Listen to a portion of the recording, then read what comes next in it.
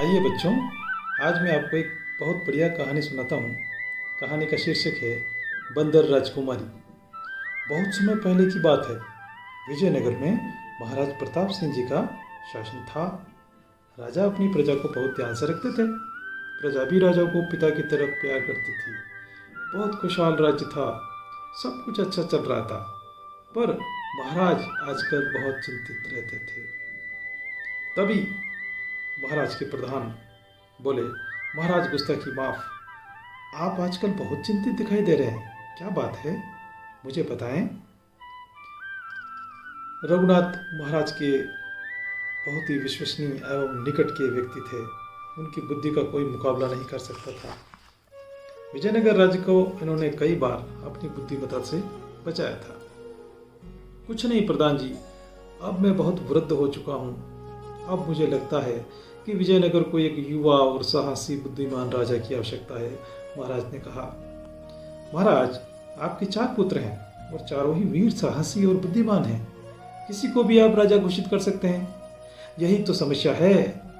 चारों ही इस पद के योग्य हैं और मैं राजा बनाऊं तो किसे बनाऊं। अभी तो इनका विवाह भी करना है मुझे। महाराज मैं एक सुझाव देना चाहूंगा, आप माने तो। मंत्री जी बोले, बोलो तो सही तुम। महाराज क्यों ना हम एक प्रतियोगिता कराएं जिसमें राजकुमारों का विवाह भी हो जाए और राजा का चुनाव भी हो जाए। कैसे भला? वो सब आप मुझ पर सौंप दें। यह कहकर प्रधान वहां से अपनी योजना बनाने के लिए निकल पड़े। आज हरियाली तीज का त्योहार है। पूरे राज्य में इस प्रतियोगिता के बारे में सूचना दे दी गई है। प्रजा इस मुकाबले को देखने के लिए राज मैदान में एकत्र हो गई थी। चारों राजकुमार अपने रथों में आ चुके थे। महाराज भी आने ही वाले थे। प्रधान अपने रथ को चारों राजकुमारों के बीच ले आए। सभी राजकुमार ध्यान से सुने। मैं विजयनगर का प्रधान महाराजा प्रताप सिंह की आज्ञा से आपको यह बता रहा हूं कि आप चारों राजकुमार एक एक दिशा चुन लें और चारों राजकुमार अपने अपने रथ को अपनी चुनी हुई दिशा में ले जाए। महाराज भी आ चुके थे। सभी ने महाराज का अभिवादन किया। प्रतियोगिता आरंभ करें। महाराज बोले, देखिए राजकुमारों, आपको यह बताया जाता है कि आप अपनी अपनी दिशा में एक एक तीर चलाएंगे। वह तीर जिस भी राज्य की सीमा या महल या घर या कहीं और लगेगा, वहीं आपको विवाह हेतु वधू का चुनाव करना होगा। प्रधान बोले, अब राजकुमारों को पूरी बात पता चल चुकी थी। युवराज शूरवीर सिंह बहुत बड़े तीरंदाज थे और सबसे बड़े थे। उनसे छोटे युवराज बुद्धि सिंह आवाज पर तीर चलाते थे। युवराज नकुल उड़ते हुए पक्षी को पल भर में मार गिराते थे। राघव सबसे छोटे युवराज थे। उन्हें निरह पशु पक्षियों को मारने में कोई रुचि नहीं थी। वे तो बस प्रकृति की गोद में रहना पसंद करते थे। मुकाबला आरंभ किया जाए। सबसे पहले बड़े राजकुमार ने उत्तर दिशा में अपना तीर चलाया। तीर के साथ साथ ही महाराज के सैनिक उसे ढूंढने निकल पड़े, क्योंकि तीर राजतीर था। इसी प्रकार 3 राजकुमार अपना अपना तीर चला चुके थे। युवराज राघव, अपना तीर चलाओ। महाराज बोले, जी महाराज। और युवराज ने अपना तीर चला दिया। क्योंकि युवराज राघव को तीर चलाने में कोई रुचि नहीं थी, उन्हें भय था कि कहीं तीर किसी पशु या पक्षी को नहीं लग जाए, इसलिए उनका तीर ज़्यादा दूर जाकर नहीं, पास ही एक पेड़ में जा लगा। सबसे बड़े राजकुमार का तीर बहुत दूर गया था और वहाँ जाकर गिरा जो रतनपुर का राज्य था। वहाँ की राजकुमारी बहुत सुंदर थी। दूसरे राजकुमार का तीर भी जनकपुर की सीमा में जा गिरा। उनकी राजकुमारी भी बहुत सुंदर थी। तीसरे राजकुमार का तीर नगर सेठ के घर पर जा लगा। उनकी बेटी भी बहुत सुंदर थी। अब छोटे राजकुमार की बारी थी, पर उनका तीर तो एक पेड़ में जा लगा था। अब क्या किया जाए? पेड़ तो पशु पक्षी के लिए होते हैं। अब कुछ भी नहीं किया जा सकता था। छोटे राजकुमार ने 3 प्रयास और किए, पर हर बार तीर किसी न किसी पेड़ में ही जाकर लगा। अंतिम बार जिस पेड़ में तीर लगा, उस पर एक बंदरिया बैठी थी। राजकुमारों की बड़ी धूमधाम से शादी की गई। सबसे छोटे राजकुमार को बंदरिया मिली थी, क्योंकि पहले से तय हुआ था तो उन्हें बंदरिया के साथ शादी करनी पड़ी। राजा को बहुत बुरा लग रहा था कि उनके सबसे छोटे युवराज को एक बंदरिया से शादी करनी पड़ रही है। चारों राजकुमारों के लिए 4 महल बनवाए गए और उन्हें वहीं पर भेज दिया गया।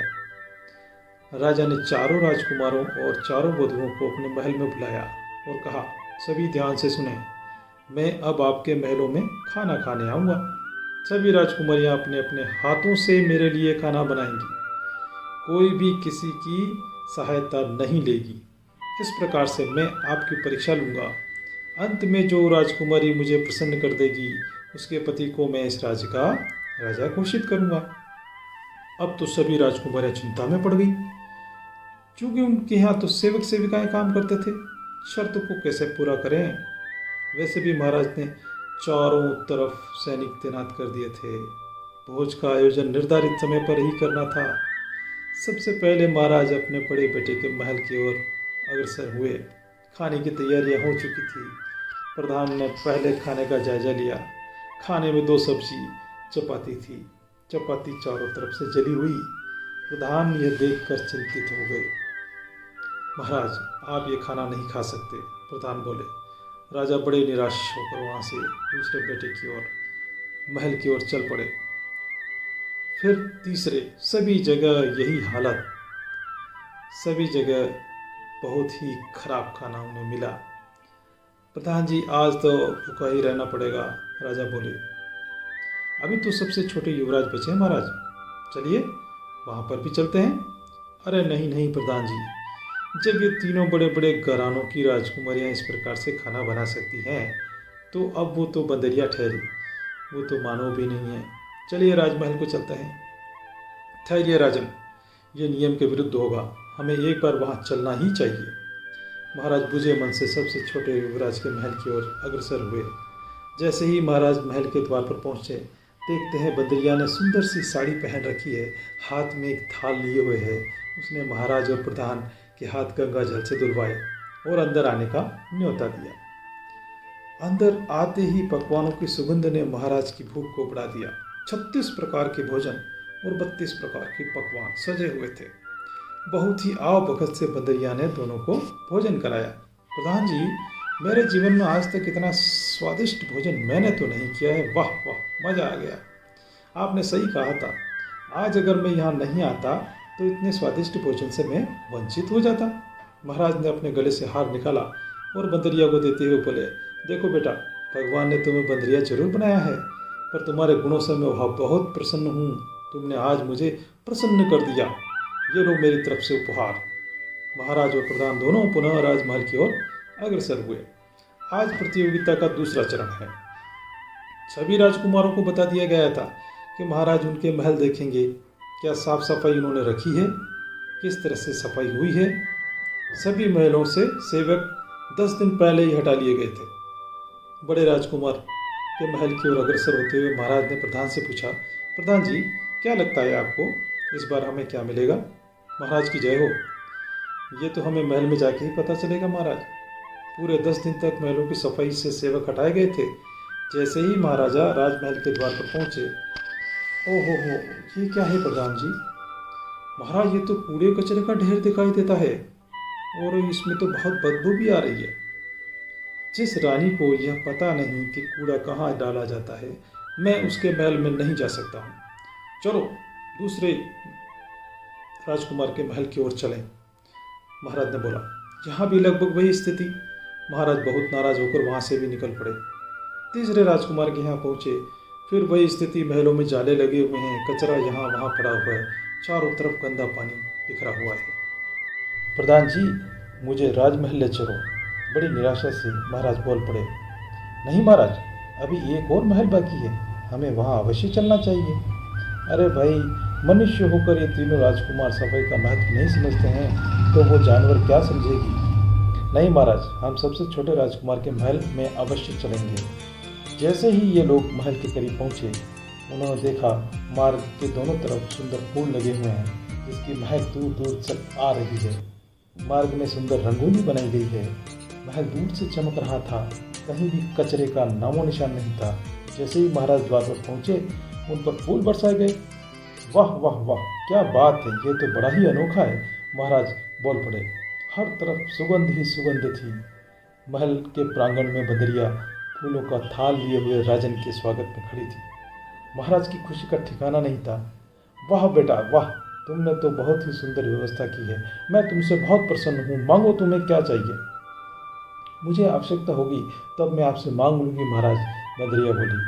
अब तो बाकी तीनों राजकुमारों को यह पता चल गया था कि महाराज बंदरिया से बहुत खुश हैं। इस बार संगीत का मुकाबला था और तीनों राजकुमारियों ने मिलकर सोचा कि हमें एक बंदरिया से मिलकर सलाह ले लेनी चाहिए, आखिर वो क्या करने वाली है। तीनों एक साथ सबसे छोटे राजकुमार के महल की ओर चल पड़ी। बंदरिया बहन, हम सभी पहले वाली प्रतियोगिता में हार गए हैं। अब कल संगीत का प्रदर्शन करना है। आप क्या करने वाली हैं? हमें भी बताओ, हमें सलाह दें, हम क्या करें। बंदरिया बोली, देखो मैं तो बंदर हूँ, मैं तो हुक हुक हुक कर सकती हूँ, पर आप तो मानव हैं। आपको गाना या बजाना आता है? हमें कहाँ गाना आता है, तीनों एक साथ बोल पड़ी। कोई वाद्य यंत्र की जानकारी है या बजाना आता है? बंदरिया बोली, नहीं, तीनों एक साथ बोल पड़ी। तो अब मैं क्या बताऊँ, आप तो स्वयं समझदार हैं। कहीं से गायक और संगीत बजाने वालों की व्यवस्था करनी पड़ेगी आपको। तीनों राजकुमारियाँ वहाँ से निराश होकर निकल पड़ी। चलो चलो, हमें यहाँ कुछ नहीं मिलेगा, मेरे महल में चलो, कुछ योजना तो बनानी ही पड़ेगी, सबसे बड़ी राजकुमारी बोल पड़ी। और तीनों राजकुमारियाँ वहाँ से चली गई। संगीत का मुकाबला आज होना है। महाराज प्रधान के साथ आज सबसे बड़े राजकुमार के यहाँ पहुँच गए। यहाँ तो बहुत बड़ी महफिल सजी थी। सैकड़ों की संख्या में गायक और संगीतकार जमे हुए थे। ये क्या है प्रधान जी? महाराज बोल पड़े। ये तो नियम विरुद्ध है, प्रधान बोले। सभी गायक और संगीतज्ञ जोर जोर से गाने और बजाने लगे। बंद करो ये, महाराज जोर से बोले। राजकुमारी को बुलाओ, वही गाए। राजकुमारी ने गाना आरंभ किया। बंद करो उसको, भगवान के लिए बंद करें। महाराज ने अपने कानों पर हाथ रखते हुए कहा, इतना बेसुरा गाना आज तक मैंने नहीं सुना। चलो प्रधान जी यहाँ से। महाराज नाराज होते हुए दूसरे राजकुमार के महल की ओर अग्रसर हुए। दूसरे की यहाँ भी यही हालत थी। तीसरे की यहाँ भी उन्हें कुछ नहीं मिला। मेरा तो दिमाग भन्नाया हुआ है, प्रधान जी राजमहल की ओर चलो, महाराज बोले। राजन, अभी एक और प्रतियोगी बाकी है, तुम नहीं मानोगे, चलो, महाराज ने इशारे से कहा। सबसे छोटे राजकुमार के महल से सुंदर सितार वादन की धुन सुनाई पड़ रही थी। बहुत ही मधुर आवाज़ सुनाई दे रही थी और महाराज मंत्रमुग्ध होकर अपने रथ से उतरकर पैदल ही महल की ओर अग्रसर होने लगे। महाराज के चारों ओर कई जानवर पक्षी संगीत का आनंद लेने में लगे हुए थे। महाराज चुंबक की तरह महल की ओर खींचे जा रहे थे। महल के भीतर बंदरिया हाथों में सितार लिए मधुर वाणी में गायन करती हुई नजर आ रही थी। वाह वाह वाह, ऐसा संगीत तो आज तक मैंने कहीं नहीं सुना है, महाराज बड़बड़ाते हुए बोले। काफ़ी समय तक आनंद लेने के बाद संगीत रुका तो महाराज बोल पड़े, रुक क्यों गई बेटा, बजाओ और बजाओ, बहुत सुंदर गाती हो तुम तो। और कुछ घंटे मधुर संगीत के बाद बंदरिया ने गायन खत्म किया। महाराज की जय हो, वो हाथ जोड़कर खड़ी थी। बेटा, तुमने तो कमाल कर दिया, मैं आज बहुत प्रसन्न हूँ। महाराज, आपके लिए भोजन की व्यवस्था की गई है, आइए भोजन कीजिए, बंदरिया बोली। जरूर जरूर, हमें तो उस दिन का भोजन आज भी याद है, महाराज खुश होते हुए बोले। इसी प्रकार से नृत्य, चित्रकला आदि सभी प्रतियोगिताओं में बंदरिया ने बाजी मार ली। ये सब छोटे राजकुमार भी देख रहे थे। वो भी हैरान थे कि आखिर कोई जानवर इतना समझदार कैसे हो सकता है। कोई तो राज है। अब राजकुमार को लगने लगा था कि ये बंदरिया रात को कहीं न कहीं उठकर जाती है। एक रात राजकुमार ने सोने का नाटक किया और आधी रात के करीब बंदरिया जब उठकर जाने लगी तो बंदरिया के पीछे वो छुपते छुपाते निकल पड़े। बंदरिया जंगल की ओर चली जा रही थी। काफ़ी दूर जाने के बाद एक गुफा में चली गई। महाराज भी चुपचाप उसके पीछे चले गए। आ गई महारानी, एक कर्कश आवाज़ आई। एक चुड़ैल दिखाई दी। चुड़ैल ने एक मंत्र पढ़ा और महाराज ने देखा कि बंदरिया एक सुंदर राजकुमारी में बदल गई है। हाँ, आपके हुक्म के अनुसार मैं आ गई हूँ, बंदरिया बोली। चल मेरी गुफा को साफ कर। हाँ, बिल्कुल साफ होनी चाहिए, नहीं तो सज़ा मिलेगी तुझे। महाराज छिपकर सब देख रहे थे। एक बड़ी ही डरावनी चुड़ैल दिखाई दे रही थी। लंबे लंबे दांत, उलझे हुए बाल, आंखें लाल लाल, बड़ी खतरनाक दिखाई दे रही थी। बंदरिया सफाई करने में लगी थी। जगह जगह खून और हड्डियां पड़ी थी। चारों ओर बदबू ही बदबू आ रही थी। राजकुमार चुपचाप वापस अपने महल में आकर सो गए। जैसे ही दिन हुआ, वो बंदरिया से बोले, सच सच बताओ, तुम कौन हो? मैंने सब देख लिया है, कुछ भी छिपाने की कोशिश मत करना। बंदरिया डरते डरते बोली, मैं किशनगढ़ के राजा की बेटी हूँ, पर तुम बंदर कैसे हो गई, ये बताओ मुझे। मैं एक दिन अपनी सखियों के साथ उपवन में खेल रही थी। अचानक एक भिखारी बुढ़िया वहाँ आई और हमसे खाना मांगने लगी। देखो देखो, कितनी काली कलूटी है ये तो, हा हा हा हा, ये तो कोयले से भी काली है। और मैं ताली बजा बजा कर उछल उछल कर उसका उपहास करने लगी। वो केवल खाना मांग रही थी, पर हमने उसे जी भरकर परेशान कर दिया। हे राजकुमारी, तुमने एक कुरूप का मजाक उड़ाया है। तुम जिस तरह से उछल उछल कर मुझे अपमानित कर रही हो, मैं तुम्हें श्राप देती हूँ कि आज के बाद तुम एक बंदर बन जाओ और जीवन भर इसी तरह से उछल कूद करती रहो। और मैं उस दिन के बाद आज तक इसी रूप में हूँ, बस अब आगे भी इसी तरह रहना पड़ेगा। वह रोज़ मुझे एक मंत्र अभिमंत्रित करके मानव बना देती है, फिर वापस मंत्रों की सहायता से बंदर बना देती है। तुम अब चिंता मत करो, अब देखो मैं क्या करता हूँ। राजकुमार बोल पड़े। नहीं नहीं, आप वहाँ मत जाना, वो बहुत खतरनाक है। आपको भी जादू से कुछ भी बना सकती है। कल मैं तुम्हारे साथ चलूँगा और उसको ख़त्म कर दूँगा। रात होने पर दोनों जंगल की ओर चल पड़े। जैसे ही बंदरिया राजकुमारी में बदली, राजकुमार ने उसे इशारे से बाहर बुला लिया। आ जाओ बंदरिया। राजकुमारी, आज मेरा बदन बहुत दुख रहा है, दबा दो। फिर गुफा की सफाई भी तो करनी है तुम्हें, चुड़ैल बोली। अंधेरा होने से ठीक से दिखाई नहीं दे रहा था। राजकुमार धीरे से उसके पास गए और अपनी तलवार की एक ही वार से उसका काम तमाम कर दिया। राजकुमारी अब हमेशा के लिए मानव बन चुकी थी। राजकुमार अपनी पत्नी को लेकर राजमहल में आ गए। सुबह ये बात सभी को पता लगी। महाराज को भी इसकी सूचना मिली। दरबार सजा हुआ था। महाराज बहुत प्रसन्न थे। मुझे पता चला है, सबसे छोटे राजकुमार ने अपनी सूझबूझ से एक चुड़ैल को मार गिराया है और अपनी पत्नी को मानव रूप में प्राप्त किया है। अब तक जो भी प्रतियोगिताएं आयोजित हुई है, उसमें सबसे छोटी राजकुमारी ने ही बाजी मारी है। तो मैं अपने राज्य का अगला राजा सबसे छोटे राजकुमार राघव सिंह को बनाता हूँ। राजन, मेरा एक वचन अभी आपको पूरा करना है। बंदरिया बोल पड़ी। बोलो बेटा, तुम क्या चाहती हो? बंदरिया ने कहा, महाराज, मुझे याद है आपने मुझे एक वचन दिया था, तो बोलो बोलो, क्या चाहिए तुम्हें? महाराज, आपका राज्य बहुत बड़ा है, उसे संभालने के लिए भी अनुभवी और शक्तिशाली नेतृत्व की जरूरत है। आपके चारों पुत्र इसके योग्य हैं, जो भली भांति इस कार्य को कर सकते हैं। मैं चाहती हूँ आपके उत्तर वाले भाग को सबसे बड़े राजकुमार सूर्य सिंह जी संभालें, दक्षिण को मंझले वाले बुद्धि सिंह जी और पूर्व को नकुल जी, और सबसे छोटे पश्चिमी भाग को देखेंगे। सभी तरफ से लोग महाराज राघव की जय जयकार करने लगे और इस तरह से महाराज बहुत खुश हुए। उन्होंने कहा कि एक बुद्धिमान राजकुमारी ने किस तरह से एक साम्राज्य को बचा लिया है।